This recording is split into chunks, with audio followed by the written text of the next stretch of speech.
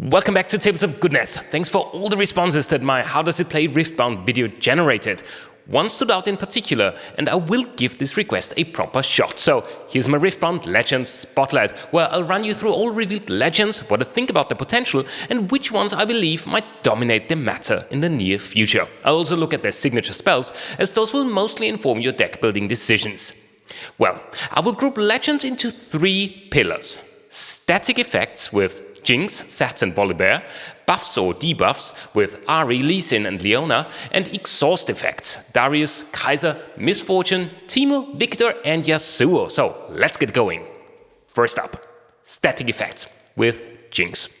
Jinx has the loose cannon ability, which allows her to draw one card if you have one or fewer cards in hand. This is especially useful if your deck is geared at playing as many cards as possible during each round. It's certainly useful, but potentially not the strongest ability on its own. Combined with her super mega death rocket though, Jinx really becomes a powerhouse. Every time you conquer, you get to bring the rocket back from trash, giving you the possibility to play it multiple times per turn. Highly useful. In general, I'd say Jinx is S-tier material. Next, Sett.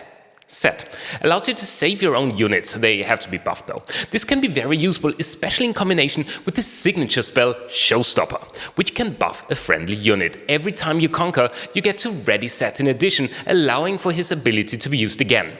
I have the feeling that he will be used quite a bit in the future, but could become a bit annoying as it will be hard to kill off units. I think the only downside is the rune cost associated with this ability, and given the Jinx effect is free, I would put him down as A tier.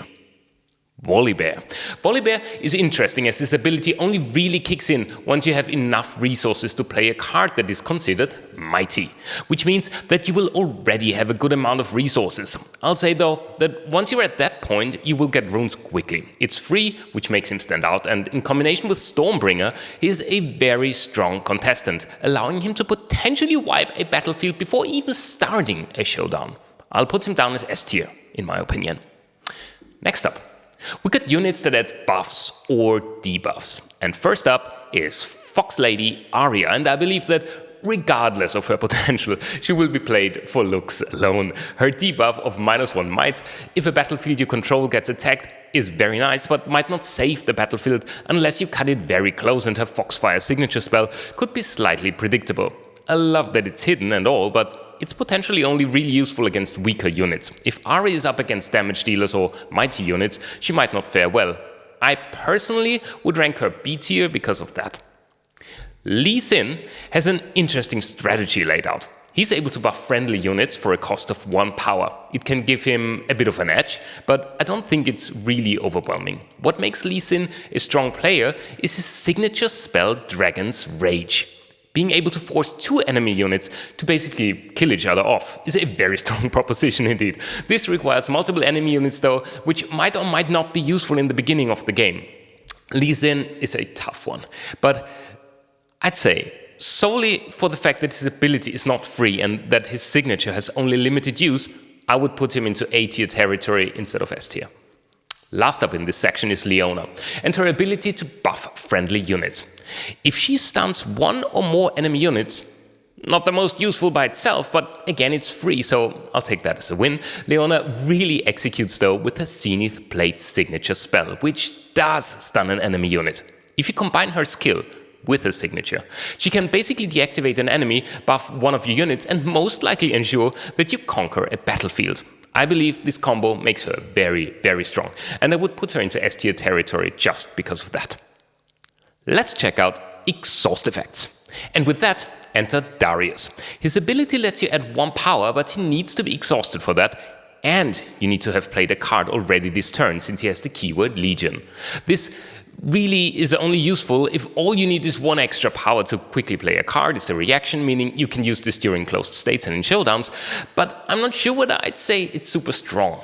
His signature Noxian Guillotine is strong, but really only makes sense against units with a lot of might, and this strongly depends on your opponent's deck choice. I'd say in terms of potential, he's more B tier to me, given the limited use visibility and signature spell. He's at least not that universal, not like other of the legends that I mentioned before, right? Kaisa has a different proposition than Darius though. She can add wild runes as a reaction only to play spells, but if you build your deck around that, this could be quite something without recycling your runes.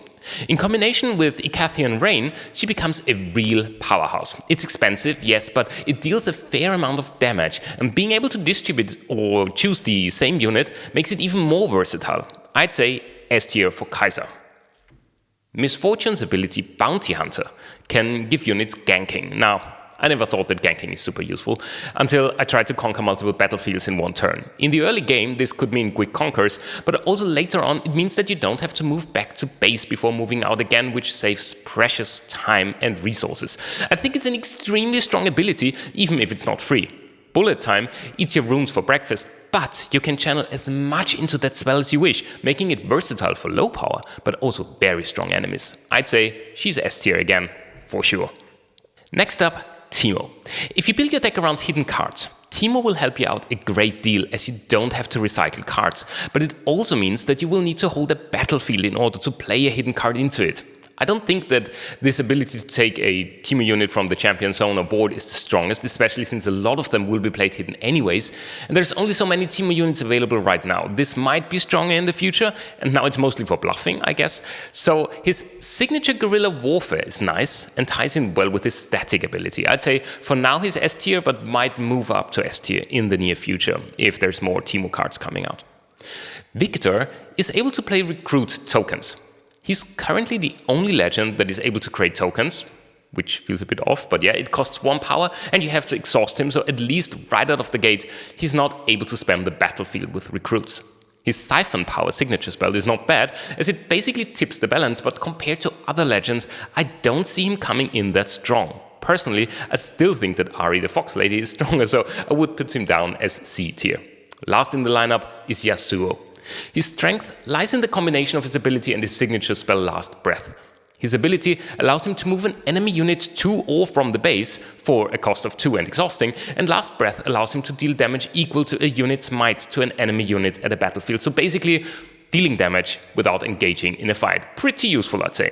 I think Yasuo could be strong, but I can't help that the mechanics feel a bit clunky.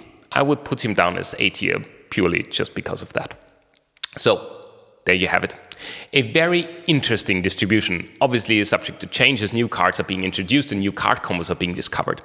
I think for a game that is new though, the legends seem mostly balanced and differences are mostly nuances, in my opinion. The only outlier for me being Victor, but maybe I'm wrong and Victor is going to dominate the meta tomorrow, you never know, right? What are your opinions and who are your favorite legends? Let me know in the comments down below and see you again next time on Tabletop Goodness.